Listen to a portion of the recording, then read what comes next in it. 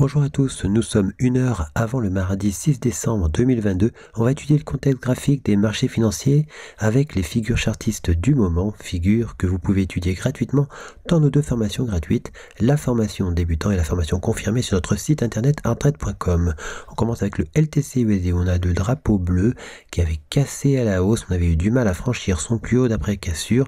Et bien ça y est, on a réussi à le franchir grâce à un petit triangle rose, un triangle rectangle qui a cassé, on a hésité à l'invalider, finalement on est parti sur les objectifs chartistes du drapeau, le plus haut et le demi-objectif H. Et on remarque que l'on a buté contre le plus haut d'après cassure de l'épaule, tête-épaule inversée daily, ce qui montre une certaine fébrilité, en tout cas pour l'instant, concernant la hausse, et on pourrait très bien y avoir une contre-attaque de la cassure de l'épaule, tête-épaule inversée, à surveiller donc ce niveau.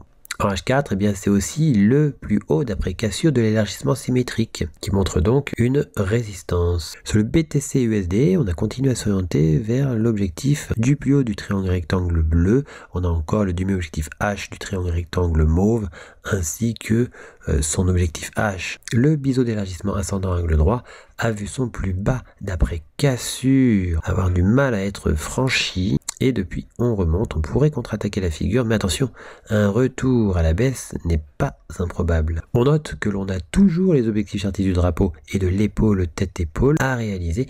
On pourrait tout de même revenir préciser la ligne du coup de l'épaule tête-épaule pour faire un pullback dessus avant éventuellement de repartir dans l'autre sens. Sur l'ETH-USD, on a cassé le triangle rectangle vert à la hausse, on avait aussi un canal rose à l'origine, on n'est pas loin du demi-objectif H du canal rose d'origine, mais regardez, on a trouvé une résistance avec le haut du triangle rectangle, ici ce niveau, 1 point, 2 points, 3 points, voilà, on bute contre ce niveau, on forme une sorte de plat en haut et on a une sorte de plat en bas. Effectivement, on pourrait être dans un rectangle, si on cassait à la baisse, on validerait les critères d'un rectangle qui permettrait de continuer la tendance qu'il y avait avant sa formation, donc la baisse. Effectivement, on revoit ce rectangle, on oscille autour du plus bas d'après cassure de l'épaule tête-épaule et on pourrait bien être simplement dans une pause qui permettrait la reprise de la baisse par la suite. On voit encore cette hésitation qui repose sur le support du canal parallèle. On pourrait très bien revenir de l'autre côté du canal parallèle ou recasser la baisse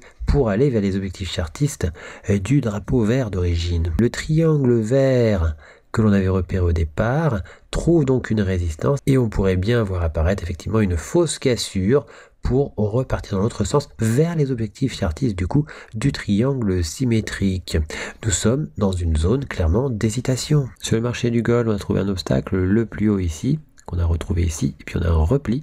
Regardez, si on revient en H1, eh bien on s'aperçoit qu'on a formé depuis ce repli effectivement un double sommet que l'on a cassé à la baisse. On a des objectifs baissiers.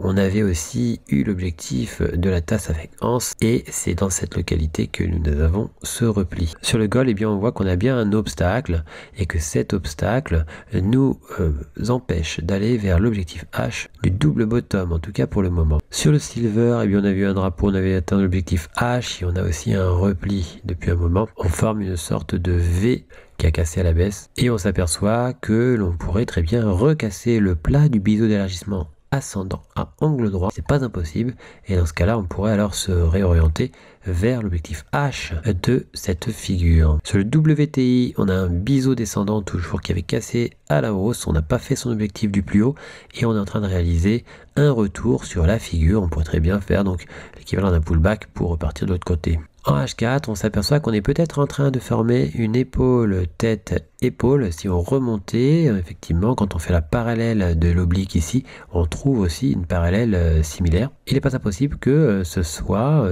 si bien sûr cette épaule, tête, épaule inversée se confirmait par la suite, eh bien ce serait peut-être une fausse cassure du plus bas ici, qui est le dernier plus bas d'après cassure du triangle rectangle. Entre-temps, on avait fait effectivement une sorte de double pullback. Et dans ce cas-là, on pourrait très bien contre-attaquer l'ensemble. Voilà, on avait franchi le plus bas ici, simplement pour atteindre l'objectif H du drapeau, et il y a eu une répulsion très forte juste après. En H4, dans cette vision, on a toujours le triangle rectangle avec son objectif baissier, mais on voit que le plus bas du triangle rectangle donne vraiment des répulsions marquées déjà depuis un moment, et on pourrait très bien redécoller à partir de ces localités. Dans ce cas-là, on pourrait casser la ligne du coup d'une épaule tête-épaule inversée. Il faudra surveiller cela. Sur le CAC 40, eh bien, on s'aperçoit qu'on franchit, en tout cas on tente de franchir, avec quelques difficultés quand même, le plus bas d'après cassure. La première cassure, c'était cette mèche, et effectivement, on est dessous pour l'instant. L'objectif du biseau ascendant, c'est son plus bas. En M30, on s'aperçoit qu'il y a une idée contraire, puisque effectivement, 1 point, 2 points, 3 points, 1 point, 2 points, 3 points, on pourrait très bien finir par casser à la hausse ce biseau descendant, et ce biseau descendant servirait alors de pullback au triangle symétrique sur lequel il s'appuie. L'objectif de ce biseau descendant serait alors, s'il y a une cassure haussière, le plus haut. En H1, on voit que le dernier repli apparaît après l'atteinte de plusieurs objectifs chartistes, notamment aussi l'objectif chartiste du demi-objectif H, donc du biseau d'élargissement ascendant à angle droit, qui a des objectifs encore plus hauts. Sur le CAC 40, on pourrait éventuellement être aspiré plus haut sur ce niveau qui est le plus haut remarquable, qui est le prochain plus haut remarquable. Sur le marché du DAX, on s'aperçoit que l'on est dans un biseau ascendant. On pourrait très bien remonter pour le casser à la hausse, mais une cassure baissière menace. En daily, eh bien, il n'est pas impossible de revenir faire un pullback, un retour sur le biseau descendant avant de reprendre la hausse. Toutefois, on pourrait très bien continuer tout droit jusqu'à l'objectif. Sur UK 100, on avait fait quasiment l'objectif H du VTOP, on s'était arrêté sur un ancien plus haut remarquable. Et depuis, on a très fortement rebondi pour quasiment toucher le niveau d'invalidation du VTOP. Finalement, on l'a pas touché totalement. Et regardez, on recasse la ligne du coup du VTOP à la baisse. Donc, sur le Dow Jones, on a eu un repli notoire depuis l'atteinte des divers objectifs chartistes. Et on pourrait très bien continuer ce repli. Toutefois, on voit que sur le S&P 500, on a toujours le triangle rectangle avec le plat au-dessus qui avait été cassé. On a fait un pullback généreux à l'intérieur. Seule une recassure du plat nous permettrait de reconsidérer la hausse. On s'aperçoit que le triangle rectangle, si on atteignait son objectif, eh bien, pourrait nous propulser sur le niveau d'invalidation de la tasse avec anse. Sur le marché du Nasdaq, on a toujours imaginé un scénario de drapeau potentiel qui pourrait se former.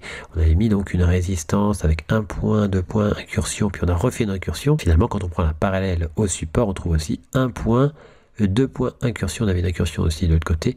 On n'avait pas réussi à franchir ce plus haut. Il n'est pas impossible de revenir de l'autre côté pour finalement casser le drapeau à la baisse ou simplement pour rejoindre l'ancien plus bas, ligne bleue, qui correspond donc à ce plus bas. Et on pourrait donc repréciser cette ligne avant un rebond ou une décision plutôt baissière. Toutefois, regardez, nous sommes toujours au-dessus de la ligne du coup de l'épaule, tête-épaule inversée qui pourrait très bien fonctionner. On pourrait donc rebondir depuis ces localités pour aller vers les objectifs chartistes de cette épaule, tête-épaule inversée. Le drapeau potentiel eh bien, pourrait servir simplement de pause et de prise d'appui sur l'ancien support du biseau d'élargissement descendant angle droit pour revenir sur l'objectif H de la figure verte. Sur l'euro CHF, on a cassé un triangle rectangle avant un repli à l'intérieur, une réintégration donc du triangle rectangle, mais on pourrait très bien recasser ce triangle rectangle pour aller vers ses objectifs chartistes. Sur l'euro JPY, on a formé un drapeau, 1 point, 2 points, 3 points très net sur la résistance, un peu moins net sur la parallèle,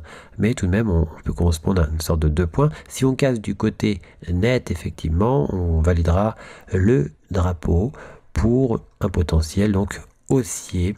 On s'aperçoit qu'on a cassé 1 point, 2 points, 3 points cette ligne oblique, mais qu'on l'a réintégrée très rapidement. Sur l'euro GBP, on a tenté à plusieurs reprises de franchir le plat du triangle rectangle. Pas réussi pour l'instant. Ce pourrait être une fausse cassure pour une réintégration et puis une cassure, pourquoi pas, de l'autre côté. Par contre, une recassure du plat pourrait nous amener vers les objectifs chartistes du triangle rectangle, mais aussi du VTOP. L'objectif H est toujours ici. Sur le USD CAD, on a pris appui sur la ligne du coup oblique de l'épaule tête-épaule inversée et nous revoici sur le demi-objectif H. En H1, on s'aperçoit qu'on avait un drapeau qui prenait appui sur l'ancienne ligne du coup de l'épaule tête-épaule et on a cassé ce drapeau à la baisse, mais regardez, cassure très faible avant une réintégration très forte, très dynamique. On nous revoici au-dessus de la ligne du coup de l'épaule tête-épaule. Cette épaule tête-épaule là, effectivement, eh bien, on pourrait finalement venir invalider le drapeau. Mais attention, ce n'est pas encore réalisé. On pourrait très bien aussi repartir à la baisse et casser finalement dans le sens des objectifs chartistes de l'épaule tête-épaule. Sur le USD-CAD, on s'aperçoit que l'on est revenu au-dessus de l'ancien canal parallèle que l'on avait cassé à la hausse, mais on avait formé donc l'épaule tête-épaule juste au-dessus, ce qui laissait penser à une fausse cassure pour éventuellement repartir de l'autre côté du canal parallèle. Mais regardez, on en est sorti. On pourrait aussi repartir sur l'objectif H de l'ancien triangle symétrique. Cet objectif H, on l'avait frôlé. Sur le GBP NZD, on avait cassé le triangle symétrique à la baisse. On a eu du mal à franchir le plus bas du triangle symétrique. Regardez, on a réintégré à nouveau ce triangle symétrique. On pourrait le contre-attaquer pour revenir faire un pullback sur la ligne du coup de l'épaule tête-épaule. Sur le USD-JPY, on a atteint le demi-objectif H de la tasse avec anse et regardez, on a un rebond depuis. Sur l'euro-dollar en H1, on a atteint l'objectif H du drapeau mauve. Ça y est, en weekly, on continue de s'orienter à la hausse. On pourrait revenir faire un pullback sur le triangle symétrique. Sur le AUD-CHF, eh bien, on est revenu sur le drapeau. On est très proche du niveau d'invalidation de ce drapeau. Sur le AUD-USD, on a eu du mal à venir rejoindre totalement l'objectif H du drapeau bleu. Et on opère un repli sur cette ligne, on tente de faire un troisième point dessus. On pourrait très bien venir recasser à la baisse le support de l'élargissement symétrique pour aller pourquoi pas vers l'objectif H de celui-ci. Sur l'euro AUD, on avait frôlé le niveau d'invalidation du drapeau après une cassure très légère, mais regardez, on recasse de façon plus marquée. Ce drapeau, effectivement, que l'on recasse, eh bien, pourrait permettre de recasser le plus haut d'après-cassure qu'on n'avait pas réussi à franchir durablement une première fois.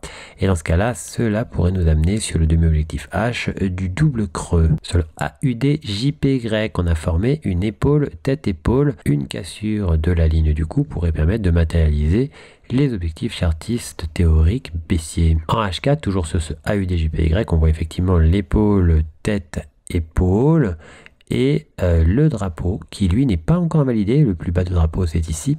On pourra très bien résister, même si on est très proche, pour repartir vers les objectifs chartistes de ce drapeau. Et puis on avait le petit triangle vert, on le voit en M30, on a atteint son objectif H, on avait aussi atteint l'objectif H du triangle rectangle. Sur les GBP-JPY, on attend toujours la recassure de la ligne du coup du double bottom pour atteindre la ligne mauve, c'est-à-dire cette ligne mauve, l'objectif du plus haut du triangle rectangle. Sur le NZD-JPY, on note une difficulté à franchir durablement le drapeau rose que l'on a très vite réintégré. On pourrait très bien revenir à la hausse pour franchir la ligne du coup du double bottom et ce plus haut aussi. Cela pourrait nous propulser sur l'objectif du biseau descendant weekly. Pour recevoir gratuitement les nouvelles figures chartistes en notification, vous allez sur le site internet, vous cliquez sur Analyse VIP. Une fois que vous êtes sur Analyse VIP, vous cliquez sur S'abonner et puis vous n'aurez plus qu'à vous inscrire.